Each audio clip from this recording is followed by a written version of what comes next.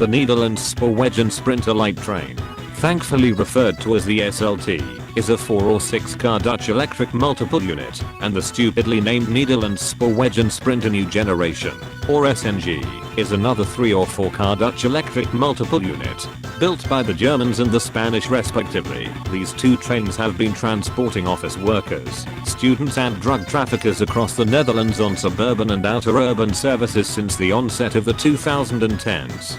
Much like the Class 317 and 321 video I did a while back, despite these two trains being different, I'm combining them into a single video to save time, as well as the fact that they run the same kinds of services across the country.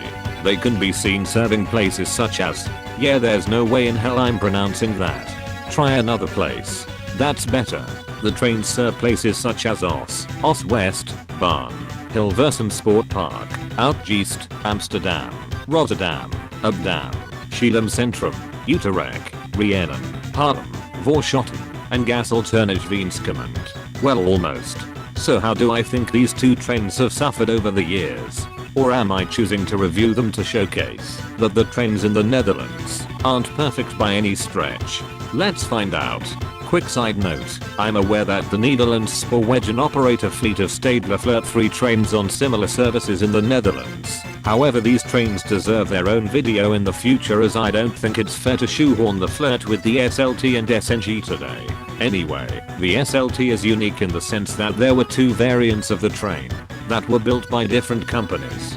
Bombardier built 69 4-coach units and Siemens built the remaining 62 6-coach ones. Ignoring the obvious train length difference, the variants seem to be identical in terms of appearance. With regards to the SNG, CAF was responsible for building the gargantuan fleet of 206 SNG units, being part of the Civity family of trains. Yes, that's right, the same family of trains that includes these awful excuses of multiple units that I cannot wait to tear to shreds in the future.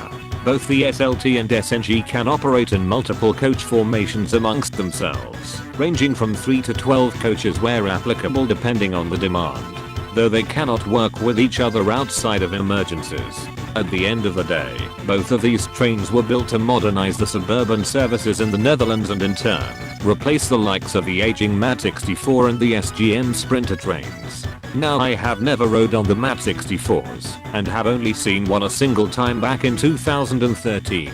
Since I cannot form an opinion on them, and because I value your time, I'll just quietly ignore the existence of these units. However, I have rode on the SGMs multiple times prior to its Shadow Realm banishment, so we'll have a cheeky look at these trains as a rough baseline and comparison. The Staatsgewesterlijk material, or SGM, were a collection of 2 or 3 car electric multiple units that ran suburban services in the Netherlands. These units were running since the mid-1970s on Dutch suburban services, mainly in the Randstad area, but creeping into neighboring regions when required. The coaches were longer than an IET, and had 6 doors per coach as opposed to the usual 4, reducing dwell times at stations, though the center doors were only added in the middle coaches after refurbishment in the 2000s. The SGMs were deceptively fast, being able to reach their top speed of 125 km per hour in around 70 seconds, a rate that was basically on par with the Renatus Class 321, which for 1975 is pretty impressive. The interior was nothing too special, with wide spaces around the doors, a standard 2+2 seating arrangement, opening windows and seats that, whilst not super comfortable, are acceptable enough to sleep in. But only if you're unlucky to travel with me and be tired after getting 2 hours of sleep last night. First class was also included because lol. I don't understand the reasoning on adding first class on suburban train services. It didn't work on Southern or Thameslink, and there was a very good reason why South Western Railway took it off services on the Windsor lines. The seats weren't even different, excluding the color. At least I liked the scrolling interior displays which show the next stops and the estimated time of arrival for each. Toilets were provided on board each train, though they weren't disabled friendly, and calling them toilets was very generous, since it dumped the waste directly onto the track, which is just disgusting. The SGM was finally vote kicked from service in December 2021, 5 years after the MAT 64, and whilst no rail tour was done, a unit has been preserved and is on display at the Railway Museum in Utrecht. if you want to see one for yourself. Overall, I found these units to be okay. Nothing amazing. Just good enough for the services they ran. The fast acceleration and 6 doors per coach were really good investments, though it was clear that these trains would need better modernizing if they were to be still in use today. Now back to our main trains of focus. The introduction of the SLT wasn't the smoothest, sadly. In 2010, a year after the first units entered service, the Netherlands experienced the wrong type of snow, resulting in 2/3 of the SLT fleet being too scared to leave the depot for a short while. The SNGs handled their introduction a bit better, entering service in December 2018, though the Netherlands Spoorwegen still ran older double-decker trains as a stopgap prior to their withdrawal 1 year later. In terms of appearance, I like how both of these trains look and sound. The Sprinter livery is one of my favorites due to it using creative colors and not being over-designed. Of course the trains have less doors per side than the equivalent SGM Sprinter, but this is accounted for by both trains having more coaches and a level boarding height with the platforms, making them more accessible. Another good design of the two trains are the use of Jacob's bogies. These bogie designs have two coaches sit above a pair of wheel sits instead of a bogie at each end of the coach. Although the middle coaches cannot be split apart outside of a depot, safety is one of the main benefits from this, since even a train derailing at 300 km/h didn't roll over thanks to these. A recent development worth mentioning has seen the SNG trains have the front be painted in yellow instead of blue, just like the trains back here in the UK. This is being done for visibility reasons, and will be spread to other units across the Netherlands in due time from now. The SLT and SNG are fast, thanks to utilizing actual traction motors instead of hamsters inside spinning wheels. Both of these units feature extremely fast acceleration, hovering around the 1.3 meters per second squared mark for both, and on par with the aforementioned Class 331.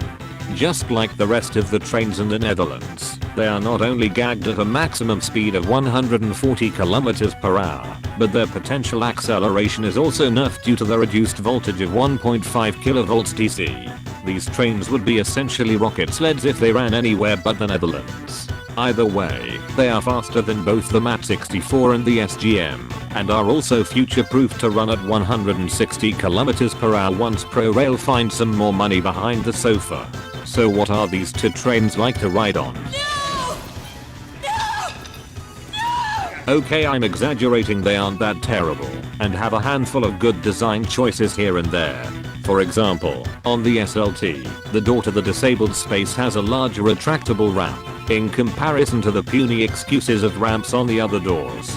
Anyway, just like the SGM, both trains have a 2+2 seating layout throughout the train, with wide gangways like the Class 700, making it easy to walk from one end of the train to the other. No longer will you need to move heavy doors out of the way when moving to another carriage. Onboard facilities are somewhat equal between the trains.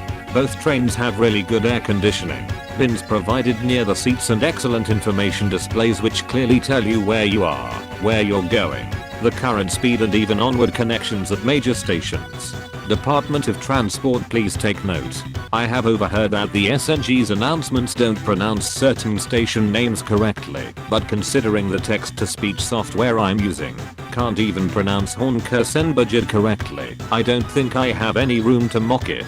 The SLT has vestibule areas that feel just as big as the SGM, and are equipped with small folding seats right by the doors, which is useful if you are traveling with luggage crammed with recreational substances. One thing that I noticed on both units was that there weren't as many grab poles for standing in parts of the train that weren't by the vestibules.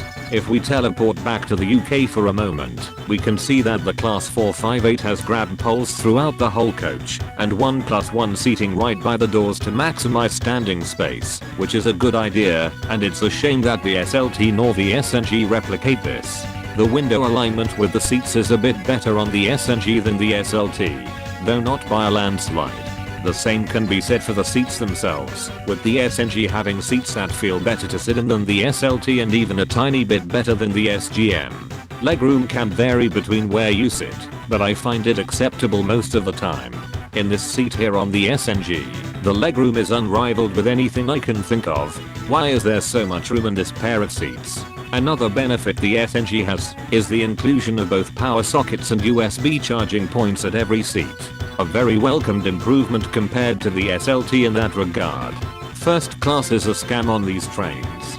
Frankly, I have no idea as to why you would willingly spend large amounts of money to ride on first class on either the SLT or the SNG. The facilities are the same, the seats feel the same, and the only benefit of separating yourself from the working class like this is being able to hear the traction motors better. Though why you'd be on the train and not driving home in your Maybach is anyone's guess. The toilets on board the SNG are pretty good and have a sensibly sized wheelchair and bicycle space provided nearby. Each train has a single toilet towards the middle of the train that is wheelchair accessible, and it honestly feels like the TARDIS. It's pretty big inside, and I feel like I should have brought a Vuvuzela to roleplay as a spinbot whilst inside it. Nice shot! Fine shot, mate! Good shot, mate! Regardless, good toilet here. I'm satisfied. When delivered, the SLT wasn't equipped with toilets because Pelican. Keep in mind that the MAT64 and the SGM had toilets on board, and to add more insult to injury, the 6 car units had a third section of first class towards the center of the train, which caused the public to respond in a reasonable manner. 40 bricks later and the Netherlands Spoorwegen realized their mistake, and between 2016 to 2021, the trains were sent back and forth into Germany to be retrofitted with a single accessible toilet in the middle of the train, and the extra first class section was removed. Well done, Netherlands Spoorwegen. You have achieved a good ending. These toilets are pretty much the same as seen in the SNG units, so I have nothing more to add here. Neither of these trains are due to be replaced obviously, but it's still worth noting that the SLT is so old, it actually entered service several months before Windows 7 and League of Legends were released. I'm not joking. Conclusion. My opinion of these trains changed during the production of this video, which is quite rare to see, but it's now time for me to choose which of these 3 trains is the best overall, or maybe the least worst. Should I choose the SGM for its nostalgia and sleepable seats? Perhaps I should instead choose the SLT for its mess eating, air conditioning and aftermarket toilet, or maybe I should go with the SNG, because after my last holiday in the Netherlands last year during that brutal heat wave, it was the only one of the 3 to have not as mess eating, and multiple charging points at the seats, as well as air conditioning to boot. Slightly biased, I know, but I really don't want to ride from Amsterdam to Alkmaar again on an SLT with my phone at 7% battery. So far, the SNG is the best of the capacity trains I have rode on. Not like that's saying much. The only thing left now that really confuses me is why the Netherlands Spoorwegen didn't replace the SGM and MAT64 with a fleet of high-capacity double-decker multiple units. Unlike our pathetic size problem in the UK, it's clearly not an issue of loading gauge, and it's worth saying that the Netherlands is no stranger to short formations on their train services, especially during the rush hour, so it would have been both helpful and cool for them to run a fleet of something similar to the Desiro HC on Sprinter services. But as we've seen multiple times in the past, we have to make do with what we are given, even if it is lacking, or in some cases, outright stupid. Now you know my thoughts on the SLT and SNG. Go out there and rejoice in the fact that whilst the UK is still suffering with continued strike action on the railway, the Netherlands is thankfully not experiencing any. Never mind.